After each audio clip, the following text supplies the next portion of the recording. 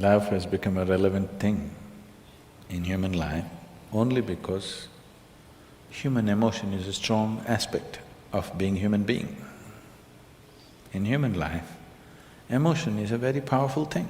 Even in this day and age, though people think they're very intellectual, even today, their emotions are the strongest aspect. Yes or no? It's the most intense aspect of their life. They claim they're intellectual, but their intellect is never so intense, but their emotions are intense. Maybe not love, maybe not compassion, but maybe anger, maybe irritation. These are all emotions. So emotion is a very important aspect of being human. Now we're only talking about what type of emotion do you want to have? Now do you have a mind? Do you have a mind? Yes. Would you want it to be sharp or dull? Huh? Why? It works better that way, isn't it? Similarly, if you have emotions, do you want to have sweet emotions or bitter emotions? Sweet emotions, it works better that way, isn't it? So love means just that. You have transformed your emotions into sweetness. Now I want to be in love without emotion. Why? That's a very European idea.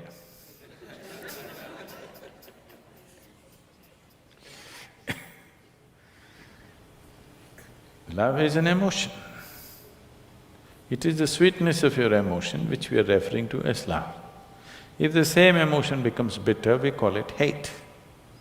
Usually it is the people whom you love that you hate, isn't it? Some time ago you loved them, now you hate them. You don't hate that man who's just walking on the street, isn't it? Some love should have happened and now the coin fell another way and now it's become hate. Yes? So it's just the same coin. If it falls this way, it becomes love, it falls that way, it becomes hatred. Don't think they're too far away. They're pretty close. One little thing goes wrong, love becomes hate, isn't it? So, how to be in love without emotion? Love is an emotion. Now the choice is only, do you want your emotions to be sweet, pleasant or unpleasant emotions? That's your choice.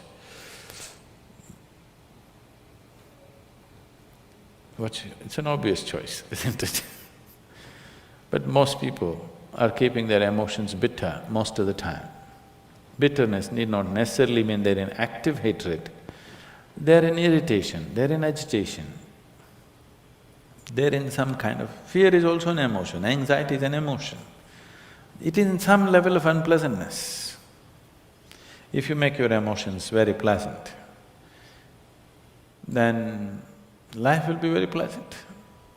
Even today, most people experience as a moment of love as the most profound experience of their life. It is not.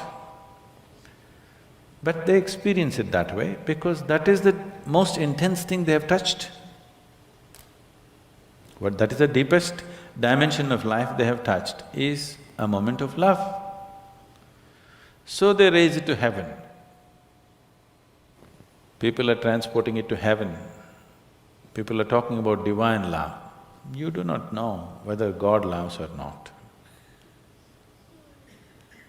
Human beings are capable of love if they're willing.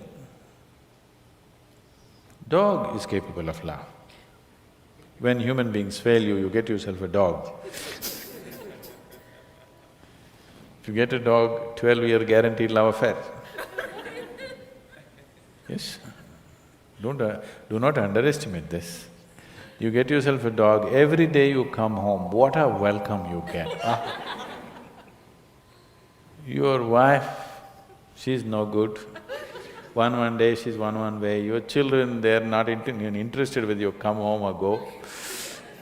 But your dog, every day, what an excited welcome he gives you. Nobody's capable of this, isn't it? Every day, without fail, he'll never show disinterest in you. is such a boost for you. Dog is love, for sure. Maybe it's just a spelling mistake. Typos can happen.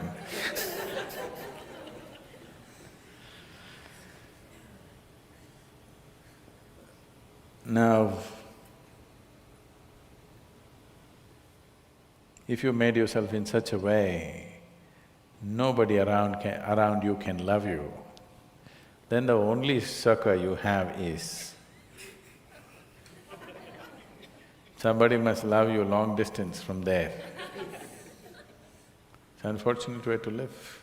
God loves you, it's the most unfortunate way to live. That means you made yourself in such a way nobody can even look at you. If people around you cannot help loving you, that's a nice way to be, isn't it? You may not be great, maybe at least you're cute. Yes? So,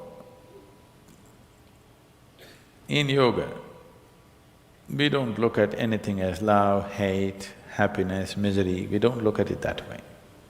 We just look at it this way. Do you want to be pleasant or unpleasant? If you become pleasant in your body, we call it health. If you become very pleasant, we call it pleasure.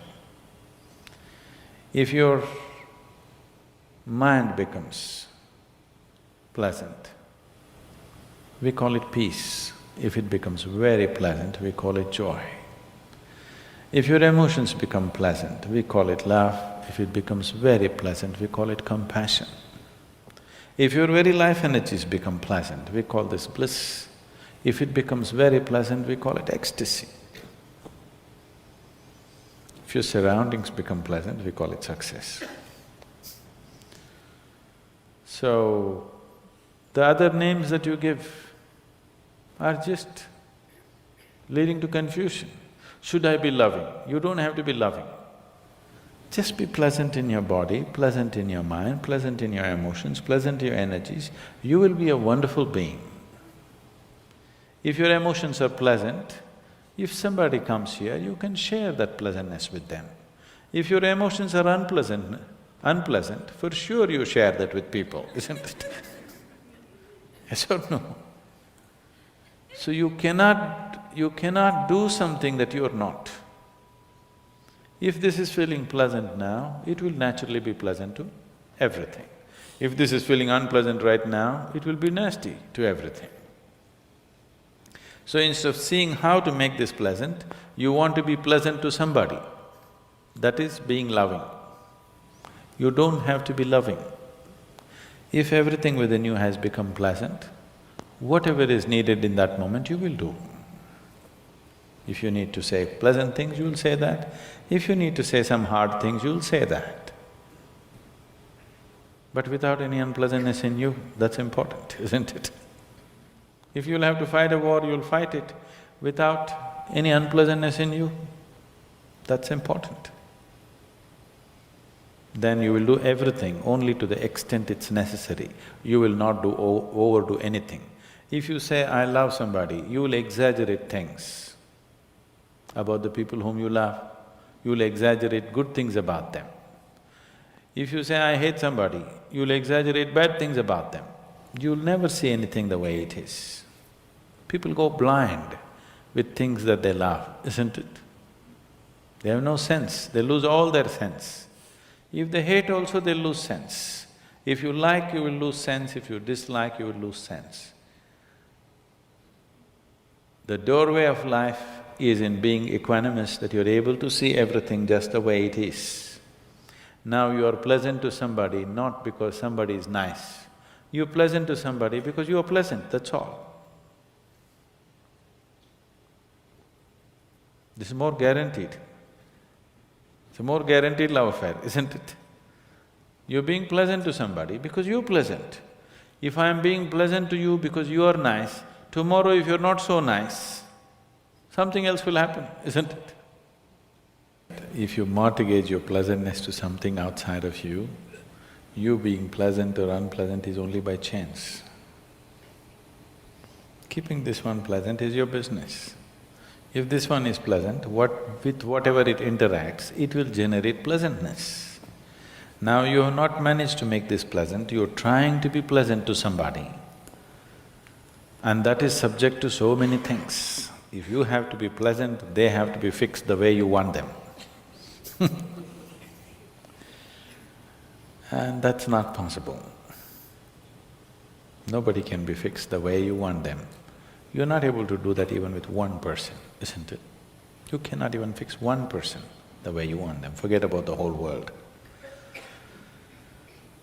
The more you try this, the more bitterness and unpleasantness will happen. That is why in the so-called most intimate relationships, maximum amount of unpleasantness happens.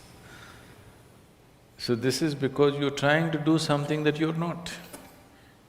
You're trying to be loving when you're not pleasant. When you're feeling bitter, you try to be loving and see it'll destroy you, isn't it? Yes or no? You tried all these things, isn't it? It's destructive. When you're feeling pleasant, it is effortless. So, you just have to look at why is it you being pleasant or unpleasant is mortgage to external situations. If everybody around me is unpleasant, how can I be pleasant? Especially if everybody around you is unpleasant, it's all the more important that you're pleasant, isn't it? Yes or no? If everybody around you is in a mess, is it not all the more important that you're pleasant? If everybody around you is unhealthy, is it not very important at least you're healthy, even if you want to take care of them? Is there any logic to everybody is unhealthy, so let me also get sick? What is the logic behind this? So if people around you are unpleasant, it becomes even more important that you're pleasant.